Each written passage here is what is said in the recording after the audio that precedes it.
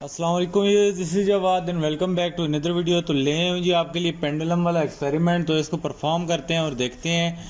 ये भी एक इम्पॉर्टेंट एक्सपेरिमेंट है। तो आपकी बुक में एक्सपेरिमेंट नंबर 1 है जो क्लास 10th के एक्सपेरिमेंट्स में से है। तो इसमें क्या है, to study the effect of the length of simple pendulum on its time period and hence find the g by calculation. तो इसमें हमें सबसे पहले क्या चीज़ें चाहिए, metallic bob with a hook. तो मेटालिक बॉब से मुराद यही है, ये जो आपको नज़र आ रहा है, ये बॉल सी ये नीचे लगी हुई है और हुक इसके साथ ऑलरेडी बनी होगी जिसमें आप ये रस्सी डालेंगे।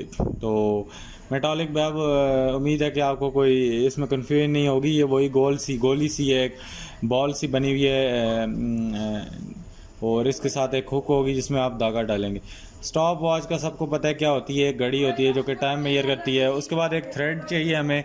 थ्रेड का मतलब होता है धागा, ये जिस धागे से आप इसको लटकाएंगे। ये देखें, ये धागा लटका हुआ है।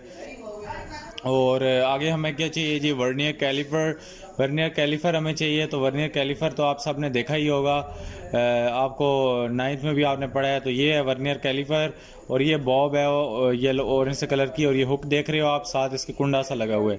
तो यहाँ पे हमें आगे क्या चीज़ चाहिए, एक आयरन स्टैंड। तो ये स्टैंड चाहिए, ये ऑलरेडी आपको बना हुआ मिलेगा जिसको आप टेबल पे रखोगे और ये इस तरह आगे से इसके ऊपर एक इस तरह का एक्सटेंशन भी आगे मिलेगी आपको। उसके बाद हमें क्या चाहिए, कॉक चाहिए और उसके बाद मीटर रॉड चाहिए। तो हमारे पास कॉक यही है, ये जो ऊपर आगे ये आयरन स्टैंड के साथ बनी होगी, जो इस धागे को यहाँ पे नीचे लटकाएगी।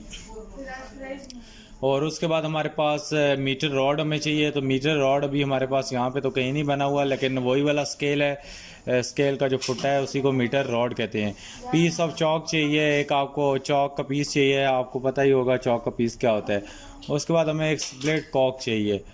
तो एक्सपेरिमेंट को शुरू करते हैं। तो सबसे पहले क्या है कि calculate the diameter of bob with the help of vernier caliper and calculate the radius of bob. आपने वर्नियर कैलिफर उठाना है और इसको वर्नियर कैलिफर के दोनों पंजे जो हैं, दोनों उसके जॉज हैं, उनको ओपन करके इसको दोनों जॉज के दरमियान में जकड़ लेना है और 0 से लेकर आपने यहाँ तक रीडिंग पढ़नी है कि आपके पास रीडिंग क्या आई। तो जब हमने रीडिंग ली इस बॉब की, तो रेडियस ऑफ बॉब की, तो हमारे पास जो वर्नियर कैलिफर से हमारे पास रीडिंग आई, डायामीटर आई, दैट इज़ 1.2। तो ये यहाँ पे जो हमारे पास रीडिंग आई, जब हमने इसको दबोचा तो यहाँ पे हमारे पास ये तकरीबन जो रीडिंग आई हमारे पास 1.2 आई। तो 1.2 रीडिंग को हमने ले लिया यहाँ से, और ये तो डायामीटर था। तो रेडियस निकालने के लिए R=D/2 का फार्मूला लगाया, तो हमारे पास क्या रेडियस आ गया, 0.6। यहाँ से ये हमारी ऑब्जर्वेशन और कैलकुलेशन भी उसका आधा पोर्शन जो था कंप्लीट हो गया, बस टेबल रह गया। यही चीज़ उम्मीद है आपको समझ आ गई होगी। ये डायामीटर आपको वर्नियर कैलिफर से मिल गया जब हमने उसके अंदर जो बॉब था उसको फंसा के उसकी रेडियस निकाली, तो सॉरी डायामीटर निकाला, और रेडियस निकालने के लिए 1.2 को डिवाइडेड बाय 2 किया तो क्या आया, 0.6। तो यहाँ पे ये 1.2 को डी की जगह पुट किया और नीचे डिवाइडेड बाय 2 किया तो 0.6 आया।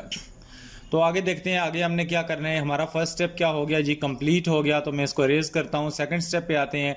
Take a thread of about 1 metre length. आपने स्टील का फुट्टा लेना है और उससे 1 मीटर की लेंथ में आपने क्या करना है जी, काट लेनी है धागा। तो and tie it's one and with the hook of the Bob. अब मुझे ये नहीं लगता कि मैं आपको यहाँ पे मीटर रॉड की तस्वीर गूगल से निकाल के दिखाऊं और फिर बताऊं कि किस तरह आपने 1 मीटर निकालना है। तो चलो यार चले जाते हैं। यहाँ पे कोई बच्चे होंगे जिनको मीटर का भी नहीं पता होगा।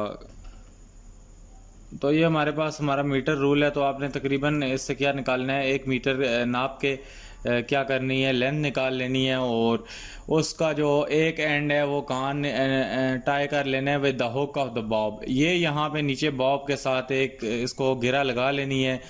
उसके बाद कहते हैं place the other end of the thread between the spade of a split cork and tie to it.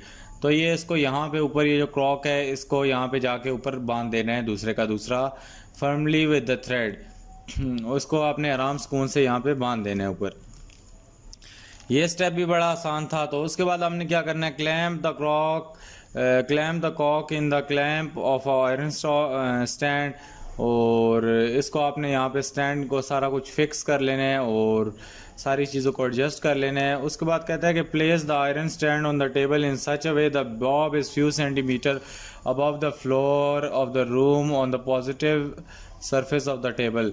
तो इस स्टैंड वगैरह और टेबल को आपने इस तरह फिट करना है कि थोड़ा सा ये टेबल से बाहर निकले, ताकि टेबल के साथ ही अगर आपकी वो लंबी है तो वो टकरा ना जाए। फिर आपने अगर टेबल को इसी को धागा छोटा रखा है तो बेशक इसको आप टेबल पे भी ला सकते हैं, इसमें कोई इशू नहीं है, क्योंकि ये जो मार्क आपने फ्लोर पे लगाने हैं ये आप मार्क जो है ज़मीन पे लगाएंगे तो आपको ज़्यादा मुश्किल पेश आएगी। फिर आपने क्या करना है, एक पॉइंट बना लेने हैं, ये पॉइंट और देखना है जहाँ पे ये लटक रहा होगा। बेशक आप इसको टेबल पे ही लें, ज़मीन पे कहाँ निशान लगाएंगे, इसको उधर से मोड़ के धागा छोटा करेंगे तो ये टेबल के ऊपर ऊपर आ जाएगा। तो जहाँ पे आपने इसको छोड़ देना है, जहाँ पे बिल्कुल ये स्ट्रेट आएगा नीचे इस तरह ये स्ट्रेट आएगा, उसको आपने क्या मार्क करना है, पॉइंट ओ। उसको आपने क्या कर देना है जी, पॉइंट ओ मार्क कर लेना है। यहाँ पे देखें ये जब स्ट्रेट नीचे लटक रहा होगा तो ये इधर होगा, तो आपने इसको बिल्कुल ढीला छोड़ना है, जहाँ पे जाके ये रुकेगा तो उस पॉइंट को क्या मार्क कर लेना है, पॉइंट ओ। आपने उधर पेंसिल से या तो बोर्ड मार्कर से लिख लेना है ताकि बाद में इरेज भी हो जाए। उसके बाद आपने थोड़ा सा आगे जाके एक पॉइंट बी ले लेना है और उसके बाद थोड़ा सा पीछे जाके इस पॉइंट ओ से पॉइंट ए ले लेना है कि जिससे आप इसको छोड़ेंगे और वो पॉइंट बी तक रीच करेगा। फिर कहता है the measure the length L1 of the thread including the hook. अब इसकी लंबाई नापनी है इस धागे की हुक तक, आपने इसकी क्या करनी है, लंबाई नाप लेनी है हुक तक। और लंबाई हमारे पास यहाँ पे क्या, जब हमने नापी तो आई तो हमारे पास लंबाई क्या आ गई, length of the thread including the hook क्या आ गई, हमारे पास 84 सेंटीमीटर आ गई। तो ये हमारे पास मीटर में नहीं है, सेंटीमीटर में, तो 84 सेंटीमीटर लेंथ आ गई इंक्लूडिंग द हुक। हुक का मतलब ये पूरी बॉल नहीं है, सिर्फ इसका ऊपर वाला कोना है। तो ये हमने लेंथ मेजर कर ली, तो ये हमारे पास 84 आ गई। और so the length of the pendulum L is equal to L1 plus radius is equal to L1 plus R। तो अब आपने टोटल लेंथ के लिए क्या करना है, इसमें रेडियस को भी ऐड करना है। रेडियस क्या था, 0.6 था हमारे पास, तो यहाँ पे टोटल लेंथ हमने क्या किया, L1 प्लस R को जब हमने ऐड किया तो ये क्या हो गया, 84.4 प्लस 0.6 क्या हुआ, 85 हमारे पास आ गया। तो ये आपने सिमिलरली यही सेकंड के लिए भी स्टेप करना है, जब दूसरी रीडिंग लेंगे और तीसरी भी लेने के लिए यही चीज़ आपने करनी है। तो तब आप थोड़ी लेंथ बढ़ाएंगे, पेंडुलम की जो रस्सी है उसको बढ़ाएंगे तो जाहिर बात है आपका ये भी आगे बढ़ जाएगा। तो आपने सिर्फ रस्सी को ही छोटा बड़ा करना है और बाकी चीज़ें आपकी खुद ब खुद ही चेंज हो जाएंगी।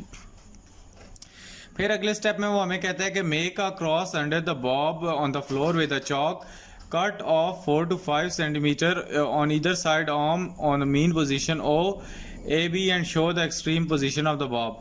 कहता है कि 4 से 5 सेंटीमीटर इधर आपने एक पॉइंट बनाना है ए, और इस पॉइंट ओ से 4 से 5 सेंटीमीटर दूर आपने पॉइंट बी बना लेना है चौक की मदद से या किसी मार्कर की मदद से आप बना ले, वो आपकी अपनी मर्जी है। तो ये हम ऑलरेडी बना चुके हैं इसको, इसने आपको लेंथ भी एग्जैक्टली दे दी है कि 4 से 5 सेंटीमीटर, मीटर नहीं सिर्फ सेंटीमीटर, आपने दूरी पे पॉइंट ए और बी को मार्क कर लेना है, जो हम ऑलरेडी कर चुके हैं। उसके बाद आगे क्या कहता है कि hold the bob at the mean position and move it to one side up at the point A and release it gently, the bob will start vibrating about its mean position O.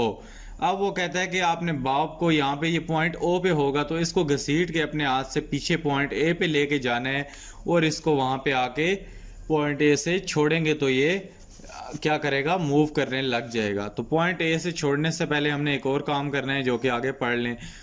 Start counting the vibration and also note the time for 10 vibration, repeat 1 more time.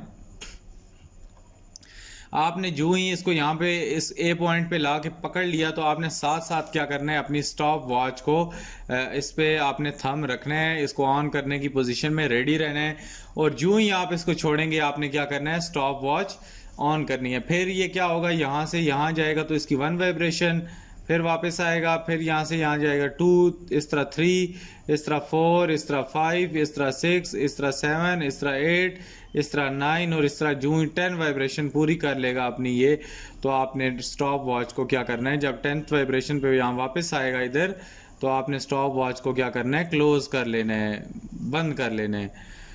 तो अब आगे जाते हैं, हमने अपनी stop watch बंद कर ली है, तो अब देखते हैं हमने आगे क्या करना है। तो आगे कहता है take the mean time of 10 vibration, then calculate the time of 1 vibration divided by total time by 10, T is equal to T by 10। अब हमने कितनी वाइब्रेशन ली थी, यहाँ से 10 वाइब्रेशन ली थी, तो टाइम को आपने किससे डिवाइड करना है। जो टाइम आपका फॉर एग्जांपल 7 सेकंड आया है, तो 7 को आपने किससे डिवाइड करना है, 10 से। 10 का मतलब है 10 वाइब्रेशन। तो हम नीचे अपनी टेबल पे आ जाते हैं। तो ये हमारे पास टाइम जो है हमारे पास हम फर्स्ट में आया है, ये हमारे पास 18.3 आया है। तो आप इसको क्या करोगे, इसको जो 10 से डिवाइड करोगे तो क्या आएगा, 1.84 सेकंड। ये हमारे पास टाइम पीरियड आ जाएगा। और जो हमारे पास दूसरा मैनुअल टाइम है ये 18.3 है, 18.5 है, इसी तरह थर्ड का 18.4 है। तो ये असल टाइम नहीं है, असल टाइम यहाँ पे t is equal to T by 10 करोगे तो आपके पास टाइम पीरियड आएगा। ये आपका टाइम स्टॉप वॉच पे है। ये तीनों टाइम आपके किस पे हैं, स्टॉप वॉच पे, जो तीनों ऑब्जर्वेशन आपने अलग अलग ली हैं। तो ये आपके टाइम के हैं स्टॉप वॉच पे। तो इसको जब t इंटू टी बाई 10 करोगे तो ये कहता है कि आप टाइम भी 3 बार ले लो। तो इसकी ज़रूरत ख़ास इतनी नहीं होती, 2 बार बल्कि ले लो। एक बार 18.3 आया, एक बार 18.5, तो कहता है कि इसका एवरेज निकाल लो, t plus T is equal to t1 plus t2 by 2। तो इन दोनों टाइमों का एवरेज निकालो ताकि टाइम में भी कोई गलती की गुंजाइश ना हो। तो अगर आप इसको एक बार ही निकालते हो तो कोई मसले वाली बात नहीं है, एवरेज निकालते हो तो ये एवरेज निकाल लो। इसी तरह फिर आपने आगे क्या करना है कि इसका स्केयर ले लेना है, 1.84 का स्केयर ले लोगे तो क्या हो जाएगा, 3.4। फिर आगे क्या है कि L divided by T square. तो L divided by T square करोगे तो L हमारे पास क्या था, 85 था, और डिवाइडेड बाय टी स्केयर क्या करोगे, टी स्केयर 3.4 है, तो 85 डिवाइडेड बाय 3.4 करोगे तो 25 आंसर आ जाएगा। इसी तरह सिमिलरली ये सेकंड और थर्ड में भी आपने यही करना है। फिलहाल हम फर्स्ट की बात कर रहे हैं तो उसको देख लेते हैं। इसी तरह आपने आगे क्या करना है, जी निकालना है। तो जी का क्या फार्मूला है ये आपको याद करना पड़ेगा। G is equal to 4 pi square into L over T square. तो इसमें हमारे पास 4 पाई स्केयर तो हमारे पास ऑलरेडी पाई की वैल्यू कैलकुलेटर में मौजूद है। एल हमारे पास क्या आ गया, 85 आ गया, और टी स्केयर क्या आ गया हमारे पास 3.4। तो ये आप निकालोगे तो आपके पास 986 आ जाएगा। ये जो L divided by T square वाला टेबल है, इसको बेशक आप स्किप करना चाहते हो तो कर सकते हो, क्योंकि इससे हमारा कोई ख़ास काम मतलब नहीं निकल रहा। बाय द वे पीछे चलते हैं तो क्या कहता है, where T is the total time. तो ये हमें पता चल गया है, अभी बताने की ज़रूरत नहीं है।